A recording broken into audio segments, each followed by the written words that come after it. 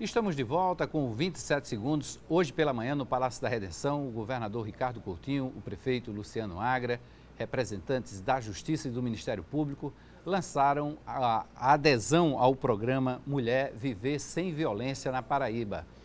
Essa solenidade teve a participação da secretária ministra das Políticas para as Mulheres da Presidência da República, Eleonora Menecute, ela que já foi professora da Universidade Federal da Paraíba. Vamos ver como foi a solenidade no Palácio da Redenção. A visita da ministra Eleonora Menecute à Paraíba encerra uma agenda de comemoração dos 7 anos da Lei Maria da Penha. No Palácio da Redenção, Eleonora foi recebida pelo governador Ricardo Coutinho e pelo prefeito da capital, Luciano Cartacho, que assinaram o termo de adesão ao programa Mulher Viver Sem Violência do governo federal. O Poder Judiciário e o Ministério Público também aderiram ao programa, que terá como primeiro ato a construção da unidade da Casa da Mulher Brasileira na Paraíba. João Pessoa será a primeira capital, depois de Brasília, a receber a unidade. Primeiro, a prefeitura vai entrar com o terreno, não é? Que é uma participação efetiva. Segundo, nós vamos entrar com parte da gestão no que se refere à mão de obra, né? Nós vamos colocar parte do pessoal que vai gerir essa casa é do município e, logicamente, que nós vamos estabelecer parcerias com a Justiça, porque nós teremos equipamentos lá nessa Casa da Mulher Brasileira que são do município, outros do Governo do Estado e outros do Tribunal de Justiça. Então, é realmente um projeto que vai fazer com que a gente possa exercitar, né, os 3 poderes, a capacidade de diálogo, de cooperação, de entendimento em favor de uma política pública importantíssima que é o combate à violência contra as mulheres. Um dos resultados esperados com a instalação da Casa da Mulher Brasileira é maior velocidade na apuração dos casos de violência. Isso porque o equipamento abrigará no mesmo ambiente a Delegacia da Mulher, o Juizado Especial de Violência Doméstica, o Ministério Público, a Defensoria Pública, além de outros serviços como abrigo temporário e orientação profissional de geração de renda para as vítimas desse tipo de violência. Através da Casa da Mulher Brasileira, esse trabalho vai ser feito de forma mais célere, mais rápida e bem próximo. Então, a delegacia está concentrada naquele núcleo. Ao mesmo tempo, o Ministério Público está lá e o Juizado da Violência também vai estar. Então, com certeza, esse trabalho conjugado, agregado, ele vai trazer o melhor resultado para todas as mulheres, para as famílias e até mesmo na questão da produção das provas. Porque é tudo em tempo real, vai ser tudo num instante só, num instante único. A Casa da Mulher será construída no conjunto Pedro Gondim, em um terreno localizado entre o Hospital de Trauma e o prédio da Justiça Federal. Além dos serviços, o prédio terá uma central de transporte que será acionada através do Disque 180 e conduzirá as vítimas de violência até a unidade. Eu tenho certeza do avanço, né? E eu tenho certeza do compromisso e da responsabilidade de todas as instituições, os entes federados, federativos e juizados e de segurança pública nesta empreitada, nesta elaboração da casa e fazer a casa funcionar. E tenho certeza que o movimento de mulheres, como sempre esteve, ficará no controle social e monitoramento. À tarde, a ministra seguiu para o município de Alagoa Grande, onde fez a entrega da primeira unidade móvel de atendimento às mulheres em situação de violência. Cada estado da federação receberá 2 dessas unidades. A minha compreensão disso e o porquê da Paraíba estar sendo o 2º estado é porque isso dialoga com a continuidade das políticas públicas que foram implementadas e que estão sendo implementadas, primeiro desde a cidade de João Pessoa, a partir de 2005, e agora no próprio estado. E essa Casa da Mulher Brasileira, ela parte da expectativa de uma transversalidade que não é mais horizontal, como que já é difícil de fazer, que é dentro do próprio governo, mas uma transversalidade vertical, onde inclui poderes diferentes, mas que eu tenho certeza que dará certo, que nós vamos cumprir todas as etapas e, mais do que isso, vamos fazer funcionar um serviço onde tudo vai estar no mesmo local. Estamos de volta, vamos retomar a entrevista com Odon Bezerra, que é o presidente da Ordem dos Advogados do Brasil. Odon, domingo, dia do jurista, né? A entidade tem uma programação específica para esta data? Temos, logicamente, aproveitar a oportunidade para saudar a toda a advocacia paraibana, todos os juristas paraibanos, aqueles que estão no dia a dia trabalhando com a justiça em nosso estado. E a advocacia, principalmente, essa nobre arte, a arte do advogar, a arte também de ensinar. Então, esse Dia do Jurista, eu quero desejar aos meus colegas advogados, aos juízes, aos promotores e todos aqueles que militam na justiça, muitas felicidades e que os dias possam ser melhores no nosso caminhar na nossa área, na área da justiça. Meu caro Hermes, temos uma programação bastante vasta. Nós temos início com algumas palestras de direito tributário. Estamos trazendo pessoas de renome em todo o cenário jurídico brasileiro.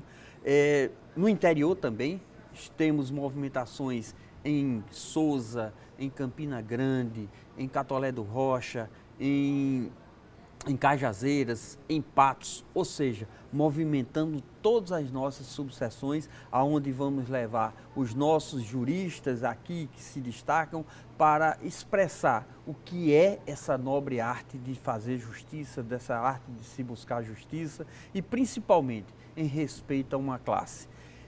Vamos terminar.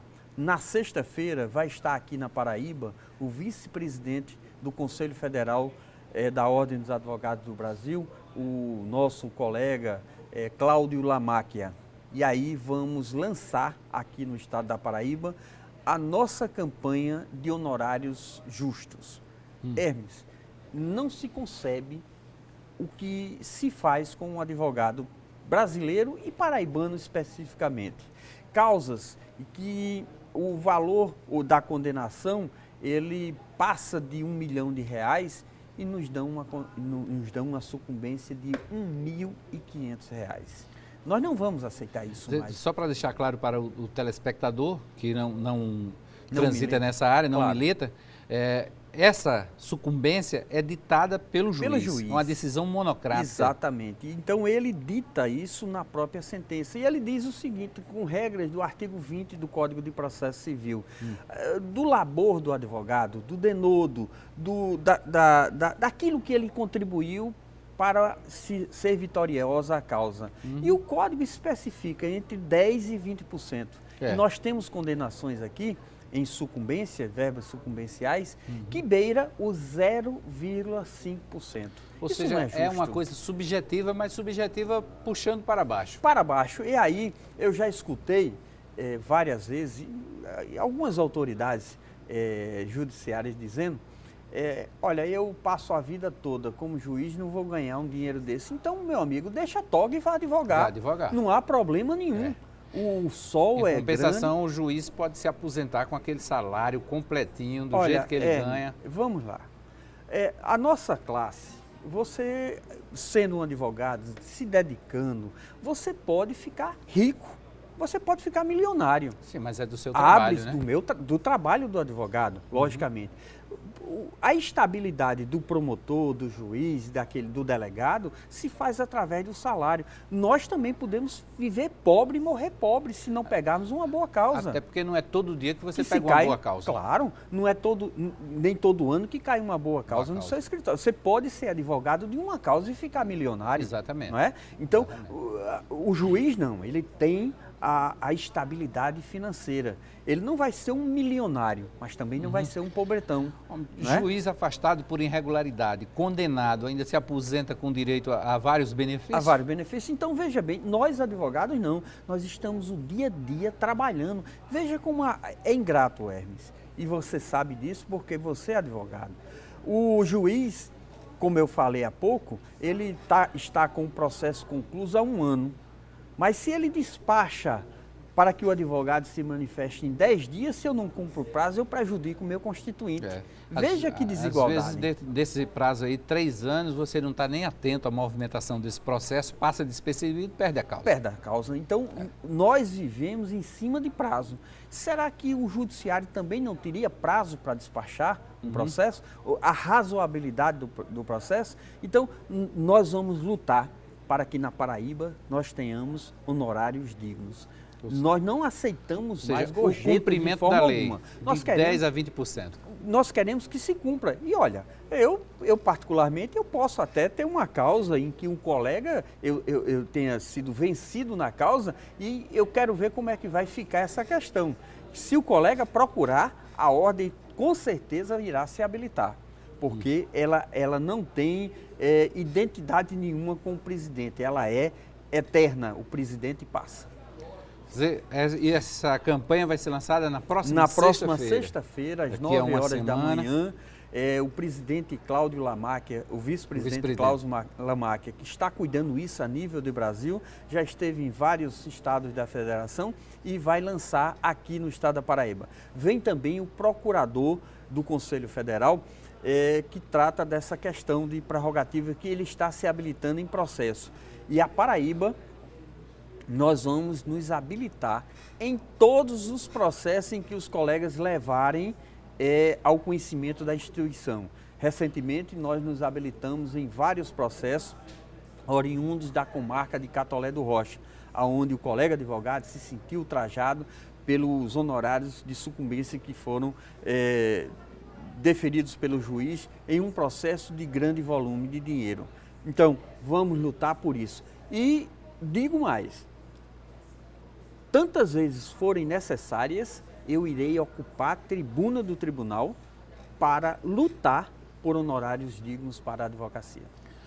No caso, você como representante da OAB, sua voz tem ecoado dentro do Tribunal de Justiça? Você tem sentido receptividade a esse pedido ou os desembargadores também se mostram reticentes? Não, eu digo que um dos primeiros processos em que a ordem se habilitou, nós saímos de uma condenação de sucumbência de R$ 1.500 para R$ 20.000. Então, creio que há ressonância e há sensibilidade de muitos desembargadores nesse sentido também. É preciso que nós estejamos vigilantes e mostrando a necessidade de uma condenação justa. Não que seja absurda, logicamente, mas que ela seja, pelo menos, dentro daquilo que o advogado trabalhou. De que trabalhou, dos Exatamente. 10 aos 20%. 10 a 20% e dentro das regras do artigo 20 do Código de Processo Você, Civil. juntamente com o vice-presidente da OAB Nacional, devem se encontrar, ter um encontro com os dirigentes do Judiciário Paraibano? Olha, ele fará a palestra, vou tentar também uma audiência com a presidente do tribunal e com a presidente do Tribunal de Contas do Estado, até porque... Tribunal de Contas? De Contas. Por quê? Porque os procuradores recebem sucumbência. E eu tenho um compromisso com os procuradores do Estado da Paraíba porque chegou ao conhecimento da ordem que há uma discussão se esse dinheiro poderia ser rateado ou se esse dinheiro era do Estado. Nós entendemos que esse dinheiro pertence ao procurador, porque é sucumbência e a sucumbência está grafada lá no artigo 20 do Código de Processo Civil. Ele é procurador e defendeu os interesses do Estado. Se ele ganhou, o dinheiro é dele. Ok. Bom, nós vamos a intervalo, antes informando que o presidente do Tribunal Regional Eleitoral, o desembargador Marcos Cavalcante, solicitou do comandante da Polícia Militar, Coronel Euler Chaves, reforço na segurança no município de Soledade, 15 dias antes das eleições complementares.